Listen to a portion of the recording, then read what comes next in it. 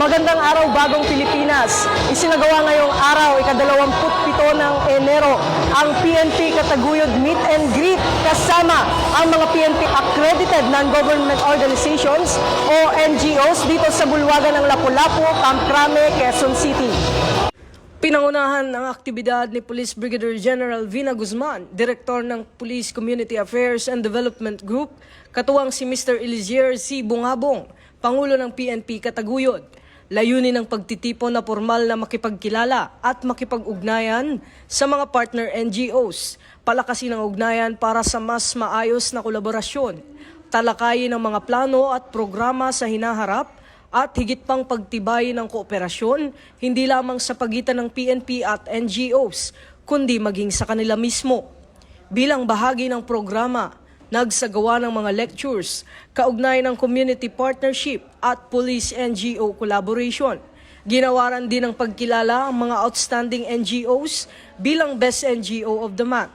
Kabilang ang Anti-Narcotics International Assistance Group o NARIAG at Public Assistance for Rescue Disaster and Support Services Foundation International Incorporated bilang Best NGOs para sa buwan ng Nobyembre. Habang kinilala naman ang Mata ng Masa at Bantay Bayan Foundation Incorporated bilang Best NGO para sa buwan ng Disyembre.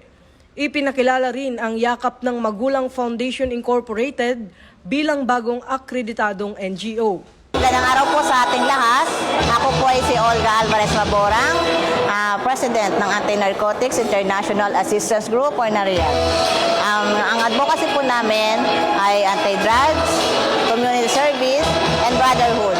So, maganda po ang kinalabasan ng ating meet and greet ngayon araw na ito dahil pinagtitibay po ng kapulisan at ng buong President NGO ang ating samahan bilang pagkakaisa ng pulis at ng komunidad.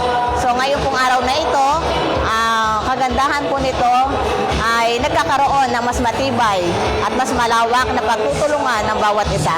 Kaya maraming salamat sa araw na ito dahil ito ang araw ng pagkakaisa at pagbubuo at ng buong PNP.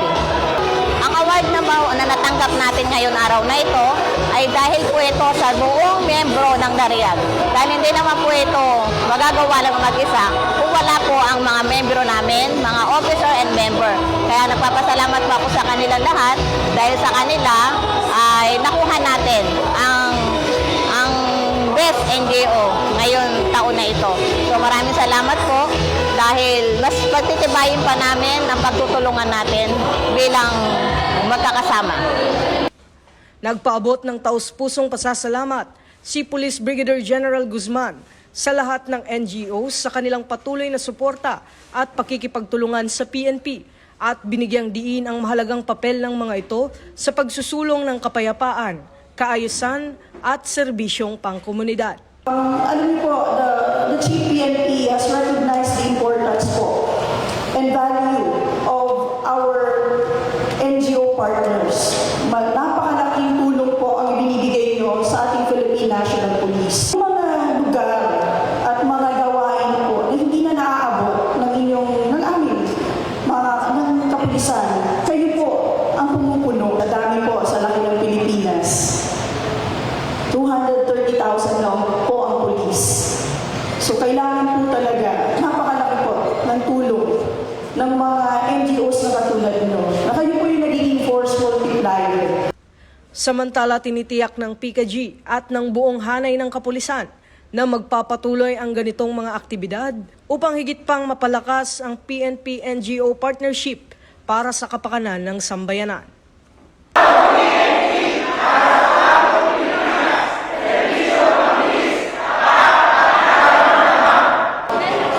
Dito sa bulwagan ng Lapu-Lapu, Camp Crame, ako ang inyong PNN correspondent, Patrolman Don Brosas, alagad ng batas, taga-taguyod ng Balitang Pulis.